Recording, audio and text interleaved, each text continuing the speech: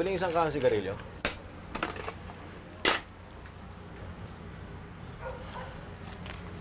Ano to? Oh, pera. 1,000. Alam ko, ang ibig kong sabihin, wala ka bang barya? Wala eh. Ano ba, bibili ka ba o nagpapabarya ka lang? Ito naman. Bibili ako. Tsaka gusto ko rin malaman yung pangalan ng magandang may-ari ng tindahan na to. Ako nga pala si Jersey. Sige, o ito. Akin na to. Sige, doon ka sa ibang tindahan mong buisip. Sige na. Suplada naman to. Anong sabi mo? Wala. Sabi ko, ang ganda-ganda mo pag nagtataray ka. Sige, doon na lang ako bibili sa kabila.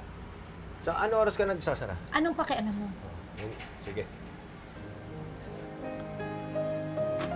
Buisit.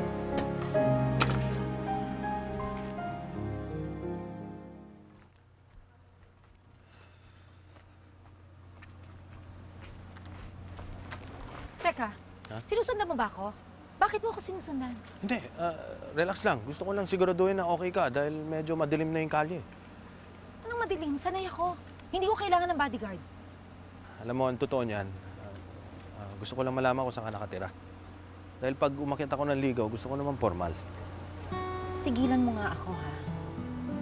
Wala akong panahon sa mga kalokohan mo. Oh, teka! Hindi. Seryoso ako. Mahal kita. At alam ko na rin may anak ka. Alam ko rin hiwalay ka na sa dati mong asawa. Teka muna, paano mo nalaman yan?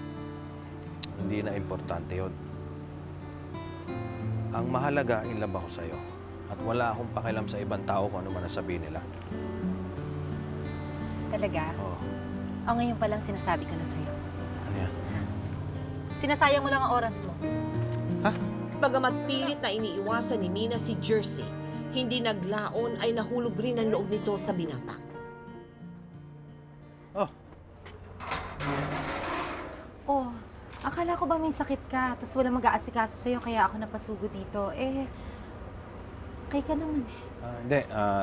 Gumaling na ako. Okay. Halika, pasok ka. Ha? Mayroon akong papakita sa'yo. Sige. Halika.